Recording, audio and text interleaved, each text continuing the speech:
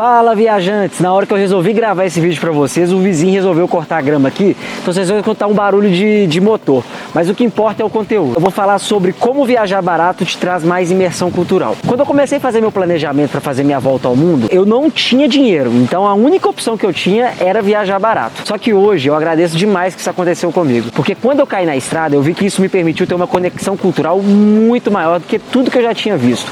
Eu tive um autoconhecimento, um aprendizado na estrada que ninguém me tira mais. E isso é muito legal. O que me proporcionou acontecer isso é porque o ser humano, ele é um ser adaptável. A gente precisa de comer, a gente precisa de sobreviver.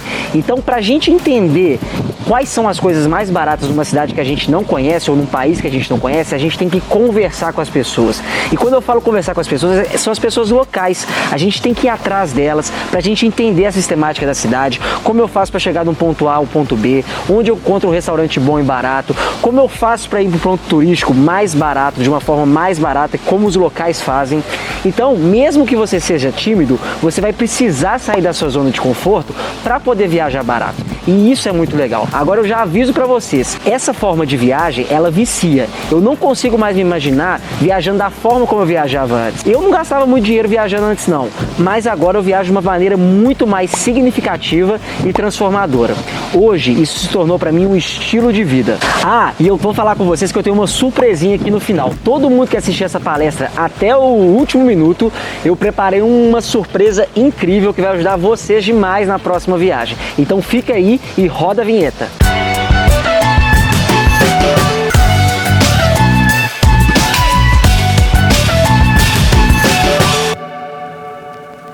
Meu nome é Leandro, eu tenho 29 anos e sou engenheiro civil. Pela minha vida inteira eu fiquei trabalhando nessas grandes empresas multinacionais. Eu tinha uma vida feliz, eu ganhava bem, eu gostava do meu trabalho, só que eu sempre senti que faltava alguma coisa. Eu fazia isso porque a sociedade sempre me disse, né, minha família, todas as pessoas próximas de mim, eu via todo mundo fazendo, que a carreira, ela influenciava na sua felicidade, né? Uma carreira de sucesso dizia o quão feliz você era. É assim que a gente foi criado, né? Por isso que a gente sempre estuda, trabalhou, formou para poder ter uma carreira de sucesso. Só que em 2016 eu fiz uma viagem que ia mudar a minha vida. Eu fui para o Sudeste Asiático, o mesmo lugar que eu estou fazendo a quarentena aqui. Eu vim para Tailândia e para o Camboja. E eu conheci um monte de gente na época que falou que não precisava de dinheiro para viajar. E aí eu fiquei assim, não precisa de dinheiro para viajar? A temática não fechava. Para mim precisava ser milionário, uma pessoa muito rica que conseguia ficar viajando. E eu comecei a conversar com essas pessoas e vi que elas tinham uma bagagem cultural muito grande, uma experiência de vida, um autoconhecimento, uma paz interior, que eu comecei a admirar muito isso. E aquela admiração que eu tinha pelos CEOs das empresas, os presidentes da empresa, aquela imagem que eu queria ser no futuro, ela começou a ser migrada para essa nova imagem. E aí eu voltei já ainda em 2016 para o Brasil e eu decidi que a vida padrão ela não me encaixava mais. E eu resolvi que eu queria fazer alguma coisa diferente. Eu comecei a me planejar, organizar, para eu poder fazer essa viagem que eu estou fazendo agora. Só que durante esses 3 anos de planejamento, eu tive muitos problemas. Meus pais se separaram, minha família precisava de mim, eu tive problemas financeiros, eu recebi uma proposta de emprego dos sonhos e a gente às vezes fica meio tentado assim, né, com essas tantas dificuldades da vida, mas eu tinha um propósito claro, eu tinha um sonho que eu queria seguir. Então eu fui, abracei o meu sonho e me joguei no mundo. E foi a melhor decisão que eu tomei na minha vida. Eu agradeço todos os dias por ter tomado essa decisão. Eu tinha muitos medos, mas eu falava assim, medo todo mundo tem. O que difere uma pessoa da outra é a coragem. E coragem é justamente você pegar esse medo e ir mesmo assim. Então eu simplesmente fui. Se tinha outras pessoas fazendo, eu podia fazer. Eu posso fazer. E você também pode fazer. Agora, antes da gente entrar no nosso tema, eu queria falar um pouco sobre preconceitos. A gente acha que nós seres humanos, né, somos blindados contra o preconceito, que a gente é cabeça aberta, que a gente respeita a diversidade, mas tem muita coisa que ideias fixas que a gente tem, ou paradigmas que a gente criou desde o momento que a gente nasceu, que a sociedade foi embutindo na gente sem a gente perceber, que faz com que a gente se feche para novas experiências. E é aí que mora o preconceito, e a gente precisa quebrar isso. E eu vou mostrar para vocês um exemplo simples aqui do dia a dia, que eu acho que muitos de vocês já passaram, para a gente poder trazer para esse mundo de viagens. Quantas vezes você teve que comer comida japonesa para você realmente começar a gostar? Quando eu faço essa pergunta, eu vejo 5 grupos de pessoas. O primeiro grupo de pessoas, assim como eu, é aquele grupo que teve que comer inúmeras vezes a comida japonesa para começar a gostar. E aí, eu lembro que a primeira vez que eu comi, minha mãe me deu na boca, devia ter uns 8 anos, eu cuspi aquilo ali e falei, eu nunca mais vou comer. E hoje eu amo, não vivo sem. O segundo grupo de pessoas é aquele que comeu e gostou de primeira. Sim, gente, tem gente que gosta de primeira de comida japonesa.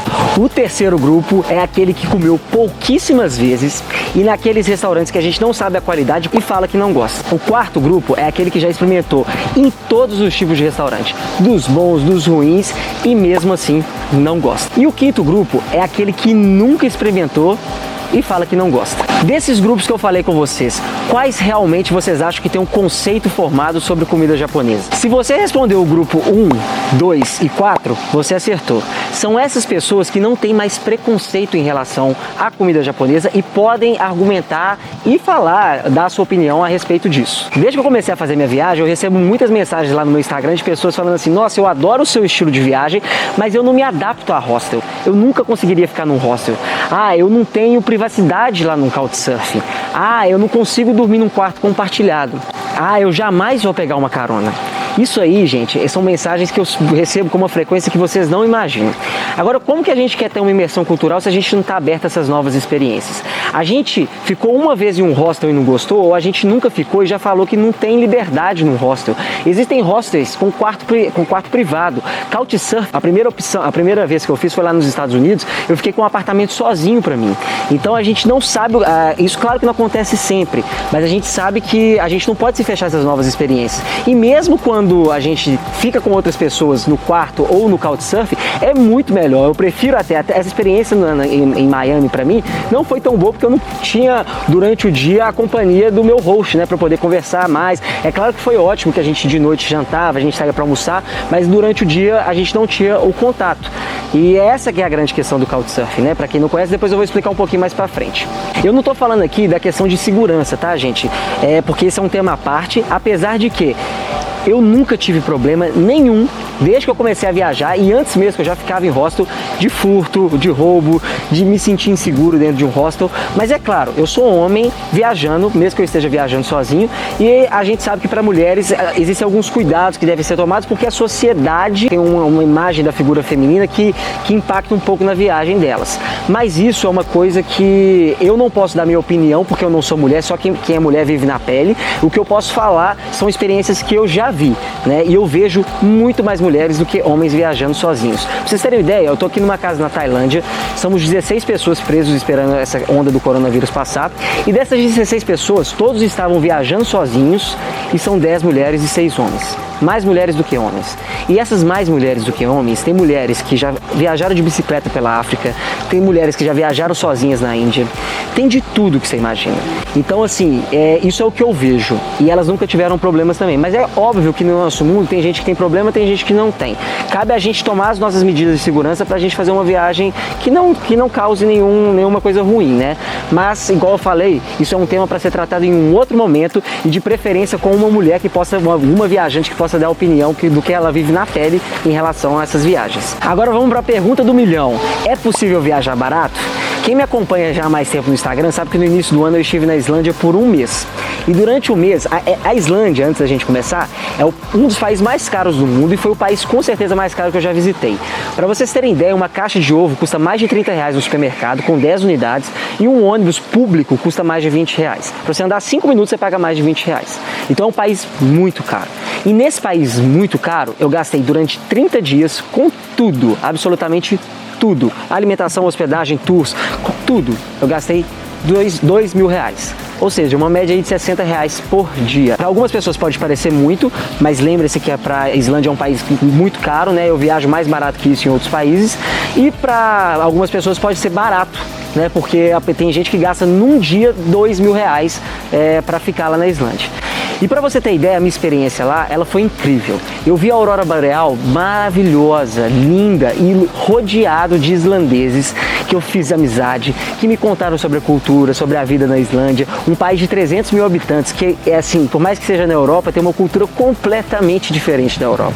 É muito incrível. E eu só tive a oportunidade de fazer isso porque eu viajei muito barato. As pessoas que normalmente viajam gastando esses R$2.000 por dia lá, muito difícil elas terem tido uma experiência local como eu.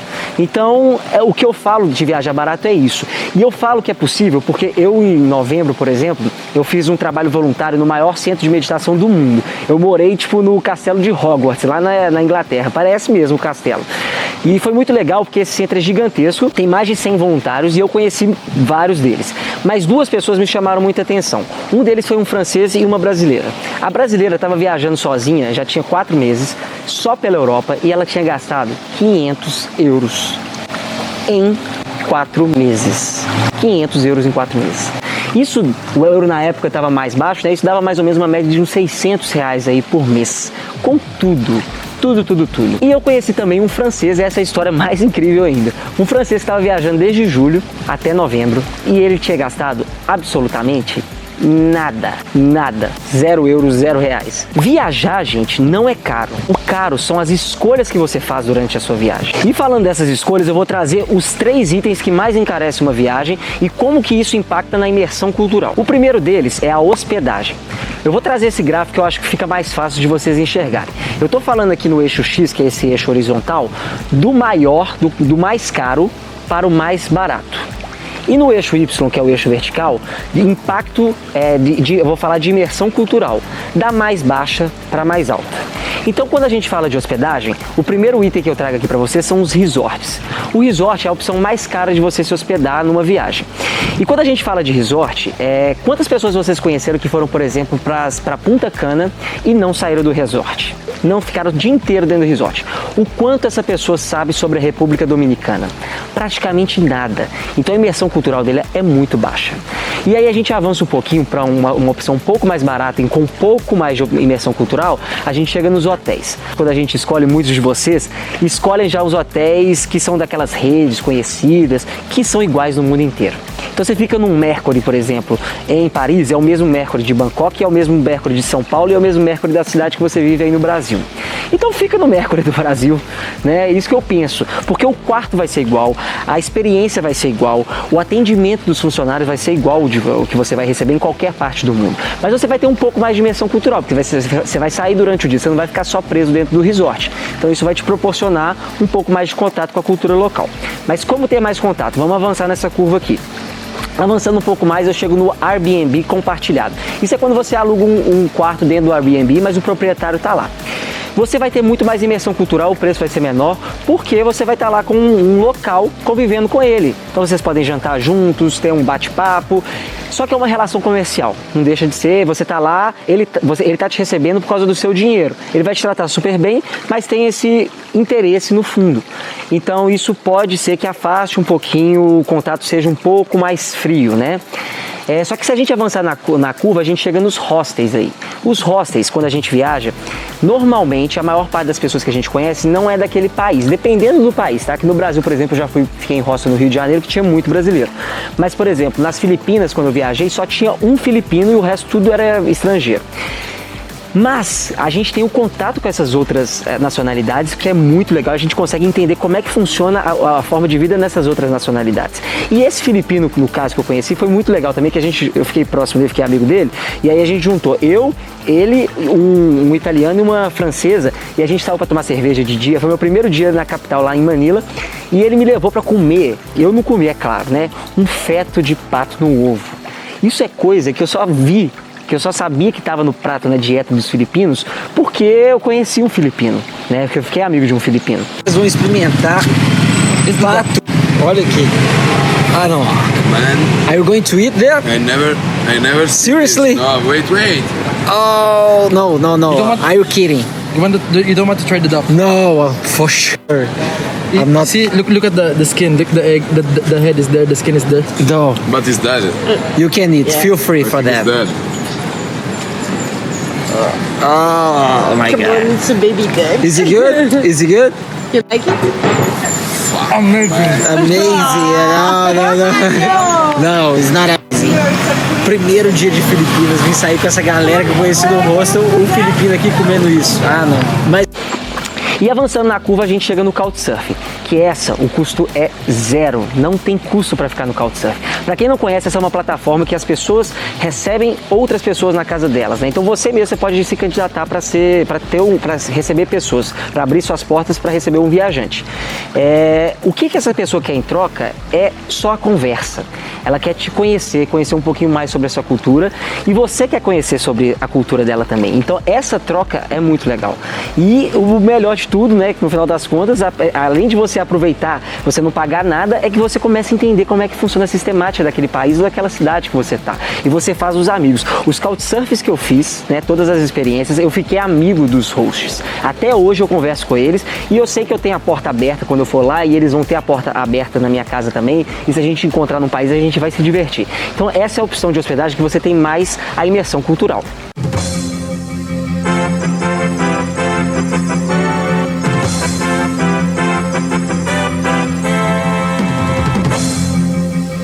Meus amigos viajantes, aqui é o Leandro diretamente do futuro para trazer uma atualização para vocês. Do dia que eu fiz a gravação dessa palestra até o dia de hoje, surgiram algumas modificações no aplicativo Couchsurfing. Essa é uma comunidade com mais de 14 anos de existência e que que na verdade nunca cobrou nada, né? Tinha uma taxa para uma conta verificada, mas que a grande maioria não fazia parte e você poderia acessar todas as funções do aplicativo. Tinha algumas pequenas limitações para quem não pagava, mas nunca me impediu. Por exemplo, eu nunca paguei o Couchsurfing. A partir de agora eu recebi um comunicado que será um aplicativo pago.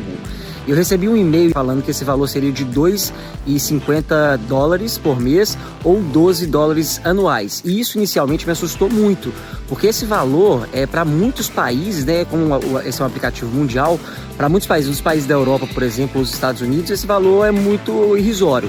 Mas para quem vive em outros países com outras conversões de moeda, isso pode pesar muito no bolso das pessoas, né? Inclusive no Brasil com o dólar nessa altura. E aí eu procurei informação, entrei no site deles, li tudo para poder entender melhor sobre essa atualização. Entrei no comunicado oficial que eles postaram no Instagram deles e eu tô trazendo alguns prints aqui para vocês das conversas e algumas coisas que me deixaram essa preocupação. Eu me acalmei depois de poder entender direitinho como é que vai funcionar isso. E aí, quando eu fui ler os comentários, né, eu vi várias pessoas suportando essa atitude do Couchsurfing, elogiando, falando, é claro que eu vou contribuir, o Couchsurfing mudou minha vida, eu conheci vários amigos através do Couchsurfing. Eu tô trazendo os prints aqui das conversas que eu vi, que eu achei bem interessante. E depois eu fui procurar entender, e um dos comentários era uma pessoa do Irã reclamando sobre esse valor, e eles falaram assim, nós temos uma lista que tem mais de 75% do mundo que continua de graça, então não se preocupa que o Irã está na lista. E aí eu fui pensar, será que aqueles $2,50 também são adaptáveis pelos países? E aí eu fiz um teste e fui tentar fazer o pagamento da minha conta, que é brasileira, e realmente eu vi que para o Brasil o custo mensal será de R$5 e anual será de R$30. Eu tô com um amigo chileno aqui, que eu fiz o teste no celular dele, para eles o valor mensal é de R$7 e o valor anual chega a quase R$50. E eu tentei fazer um da minha amiga portuguesa aqui, mas um deles não sofreu alteração ainda, que eu acho que eles estão fazendo isso em escalas, né? Em alguns países já estão atualizados e nos próximos dias vão atualizando os outros. Mas eu acho essa atitude muito legal, porque ela está pensando no mundo, né? Nas pessoas geral que não conseguem pagar, né? Pra gente pode parecer pouco esse valor, mas para muita gente, igual eu falei, é um valor muito significativo. Então isso foi pensado antes de tomar essa decisão e mesmo assim 75% do mundo continua de graça. Então eu super apoio essa atitude do Couchsurfing. Ela não deixa de ser uma empresa que tem custo para poder suportar o aplicativo, para poder organizar as coisas. Tem muita coisa por trás que a gente nem imagina de custo. Então esse valor com certeza vai ajudar essa empresa a se manter viva. E eu acho que as pessoas que já utilizaram não vão ter nenhum problema em fazer esse pagamento, porque é uma empresa que já mudou a vida de muitas pessoas, né? Mas então é isso, continue com a palestra aí. Agora eu vou trazer o gráfico de vocês do outro custo que impacta muito nas viagens, que é o gráfico de transporte. Quando a gente fala de transporte, aí vamos na mesma linha do gráfico, uma mosca pousou aqui, não reparem não. Quando a gente fala de transporte, o transporte mais caro e com menos imersão cultural é o táxi. O táxi normal, esse táxi, a mosca me deixa em paz. É o táxi que você pega na porta do aeroporto ou na porta da rodoviária. Esse é o mais caro de todos, mas você pode ter um pouco de imersão cultural se você conversa com o taxista, se você se abre a conhecê-lo e ele é gente boa também, vocês vão ter aquele bate-papo. O segundo, que é um pouco mais barato e tem a mesma imersão cultural, são os aplicativos Uber, 99 e todos esses que existem no resto do mundo, né? É a mesma coisa do táxi, você também pode ou não conversar com a pessoa e é um pouco mais barato. Avançando um pouco na curva, a gente chega nos transportes públicos. Como eu amo os transportes públicos, né? No transporte público a gente consegue ver a rotina das pessoas durante a viagem. A gente consegue ver como que eles vivem naquela cidade, como é que eles vão pro trabalho, como é que eles se vestem, quais são os assuntos. Eu fico bicando a conversa dos outros às vezes, e aí eu vejo a conversa, eu tento entender como é que seria a rotina minha vivendo naquela cidade também. Eu acho muito legal. Inclusive, você consegue até arrumar uns paqueras, né? Paquera lá no metrô. Eu já arrumei lá na Colômbia, conheci umas meninas no metrô e foi muito bom. Então é um lugar que, se você flertar, você consegue conhecer ainda gente local, tá? Para os solteiros aí de plantão, solteiros e solteiras de plantão. Avançando um pouquinho mais na curva, a gente chega na carona compartilhada. Para quem não conhece, tem um aplicativo que chama BlaBlaCar, que você, por exemplo, está viajando do Rio de Janeiro para Belo Horizonte, você oferece essa corrida para a pessoa ajudar no custo dos pedágios, da gasolina e tudo mais. Só que também não deixa de ser uma relação comercial, igual no Airbnb compartilhado, né? Mas você vai conhecer a pessoa, você vai conhecer, vai entender como é que funciona, você vai poder bater um papo, entender como é que ele mora, como é que ele vive, tudo isso. Agora, a opção de graça no transporte, e que você tem mais imersão cultural, é a carona. A carona, gente, de dedão, aquela raiz mesmo que a gente vê nos filmes. Não só nos filmes, porque eu já fiz. Eu fui, por exemplo, de Milão até Roma, são 550 quilômetros, completamente de carona, 100%. Eu tive que pegar 3 caronas no caminho, né, porque eles não iam até o destino final. E por que a gente tem uma imersão cultural muito grande? A pessoa que está te dando carona, ela quer conversar com você, ela quer te conhecer. Ela pode ter sido um viajante no passado, mas ela entende que você está viajando também e quer te ajudar. Essas opções que eu tive lá foi muito legal. A primeira mulher que me deu carona, no primeiro trecho, era uma italiana raiz mesmo, e ela não falava uma palavra de inglês, e eu não falo nada de italiano. E de alguma forma a gente conseguiu conversar, né? E aí até me fez entender que realmente a fala é uma forma de comunicação. Os gestos, o olhar, o sorriso, ele fala às vezes até mais do que as palavras, né? Então as pessoas que não falam inglês, têm medo de viajar porque não falam inglês, é sempre possível viajar, viu, gente? E na segunda carona que eu fiz, né, foi muito legal que eu peguei um tiozinho, super gente boa, falava inglês. E ele parava toda hora, né? Italiano adora tomar café, parava toda hora para tomar café no meio do caminho e porque queria ficar me comprando comida, sorvete, lanche, almoço. Eu já tinha me preparado, eu já tava com sanduíche, eu já sabia que eu ia ficar o dia inteiro pegando carona, né? Mas ele queria porque queria me oferecer, e eles ficam tristes quando a gente não aceita, porque essas pessoas que dão a carona normalmente são muito queridas, né? Elas querem esse contato mesmo com o próximo. Fala, pessoal, acabamos de chegar aqui, já com a plaquinha na mão, tudo certo, são 10h15 da manhã, vamos ver quanto tempo que a gente leva para chegar na nossa primeira carona. Gente, tô aqui na minha primeira carona na Itália. Pegamos um trecho aqui de 60 km, são os primeiros 60 km da viagem, com a Michela dirigindo, ajudando a gente. Michela e minha prima Mari aqui na frente. E vamos que vamos, ainda tem muita jornada pela frente. Ela vai deixar a gente num autobus aqui, que é uma parada, e a gente segue viagem. Vamos lá. Estamos aqui na segunda carona do dia. Pegamos uma carona para Veneza, 320 km com o Alberto. Alberto from Florence. Isso aí, vamos que vamos. Depois de Florença tem mais 180 km para Roma. Então é isso na parte de transporte. Agora eu vou falar de alimentação. Mesma lógica, o gráfico e a alimentação, o mais caro com menos imersão cultural. Esse vai ser um pouco polêmico, vocês vão falar, mas eu vou explicar o porquê. São os restaurantes que eu chamei de restaurantes tops, ou aqueles restaurantes 5 estrelas do Michelin, ou o top 1 do TripAdvisor, que você vai quando você viaja o local. Você vai comer comida típica? Vai. Mas isso vai mostrar a realidade do país ou da cidade? Nem sempre. Quando uma pessoa de Belo Horizonte, quando uma pessoa vai me visitar lá em Belo Horizonte, eu levo ela lá pro Mercado Central, que é um mercadão que já foi em Belo Horizonte, sabe muito bem, mas quem não foi é um mercadão tipo aquele mercadão de São Paulo, né, onde tem comida típica, tem um monte de bicho, tem um monte de fruta, tem de tudo que você imagina. Você consegue comprar tudo lá no centro da cidade, só que é onde você consegue achar um pão de queijo delicioso, aquela fruta, um abacaxi no espeto, no gelo, sabe? Um jiló na chapa, um bife acebolado, é a melhor coisa do mundo. Então é aquilo que mostra Belo Horizonte para mim, não é o melhor restaurante de Belo Horizonte. E aí se enquadra da mesma forma, você vai conseguir comer a comida típica, mas você vai ter uma experiência que não mostra muito a realidade daquele país. Aí a gente avançando muito, a gente chega nos restaurantes normais, só aqueles restaurantes que você está andando na rua, simplesmente parou e comeu. Esses restaurantes, você também vai comer comida típica, então você tem um pouquinho mais de imersão cultural, que você vai ver um pouco da confusão daquela cidade, mas muitas das vezes são restaurantes que são muito comerciais, né? São restaurantes que não tem aquele tempero caseiro, aquela comidinha da vovó, sabe? Que faz daquela mocinha, aquela doninha, faz a comida boa, que você vai lá comer, que você adora.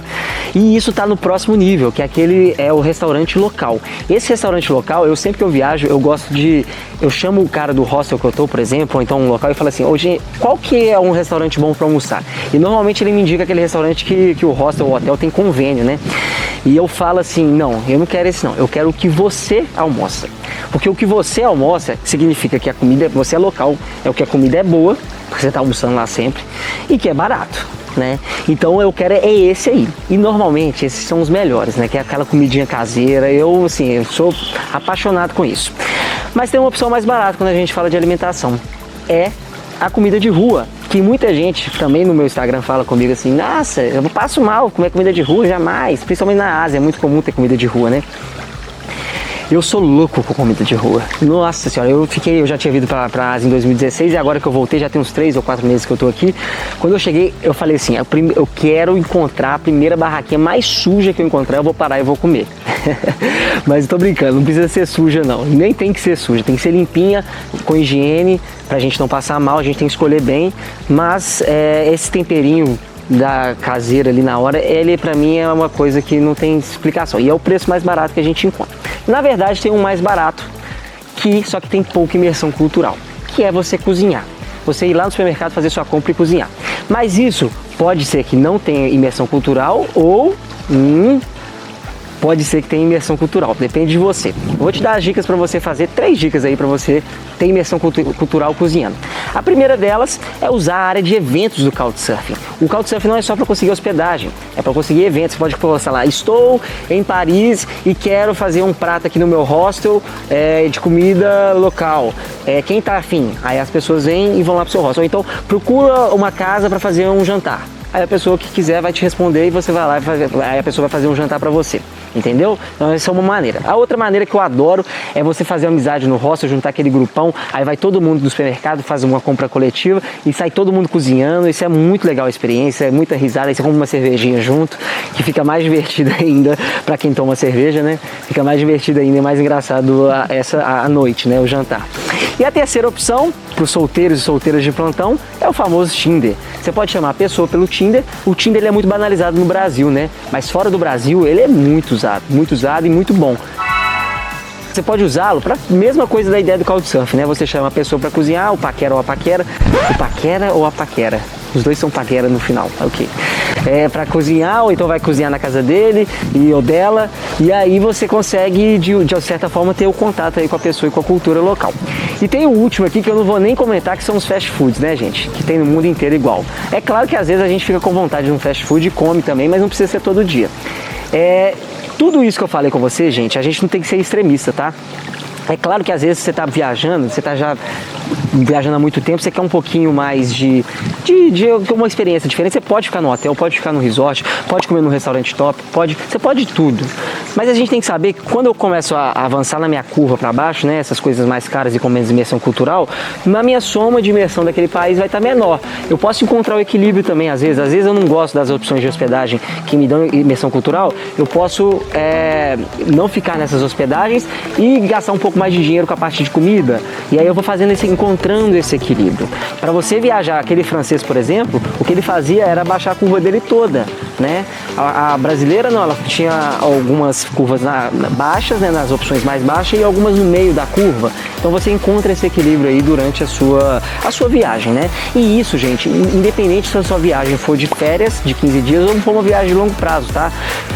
As pessoas, elas tendem a pensar que viagens de curto prazo, essas viagens de férias, você tem que gastar o máximo, você tem que aproveitar que eu trabalhei demais, então eu preciso agora de conforto, não sei o quê. Mas não é isso, gente. Vamos viajar mais, vamos gastar menos, vamos viajar final de semana. Assim, nós brasileiros, a gente tem esse conceito com a gente, por isso que a gente acha que é tão caro viajar, porque a gente gasta muito dinheiro quando a gente viaja. Europeu, né? A gente estava conversando aqui na casa com os europeus, e eles têm muito mais esse conceito de, pô, eu vou adaptar a viagem ao meu bolso, não meu bolso à minha viagem.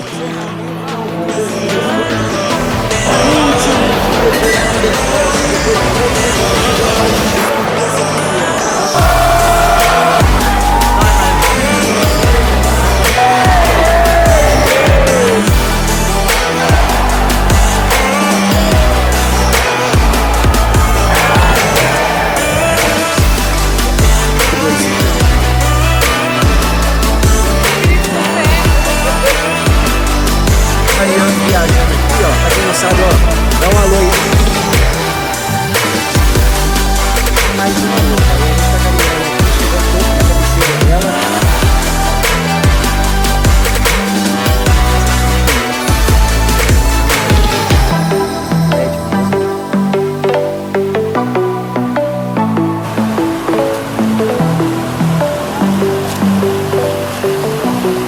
Vou fazer aqui de novo.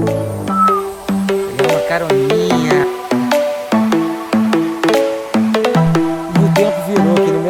Começou a chover. Tá vendo esses caminhos por todo o parque? Você consegue caminhar por ele. Tem várias. Cheguei na maior cachoeira do parque. Olha pra vocês verem mesmo o tempo feio.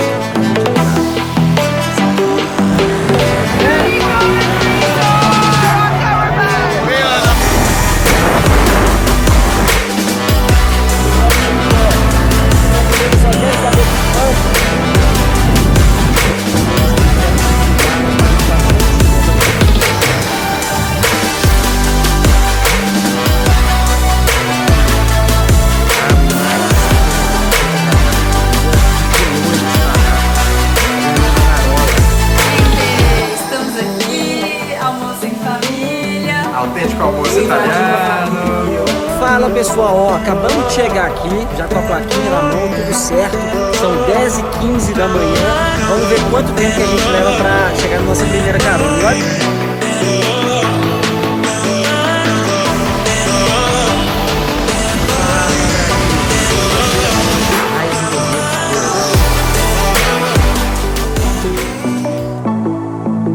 Bom, pessoal, eu só tratei esses 3 itens, mas isso vale para qualquer âmbito da viagem, tá? Taxas de turismo e inúmeros outros exemplos que a gente pode trazer aqui. Você consegue economizar para ter mais essa imersão cultural. Vamos para a reta final aqui da nossa palestra. Eu queria falar com vocês da surpresa agora que eu prometi lá no início. Como eu aprendi várias técnicas agora de viajar barato, né? Desde que eu comecei essa aventura minha pelo mundo, eu aprendi várias técnicas também de comprar passagens aéreas mais baratas. E eu fiz um guia aqui, um passo a passo, para você encontrar passagens aéreas até 70% mais baratas do que você está acostumado a encontrar.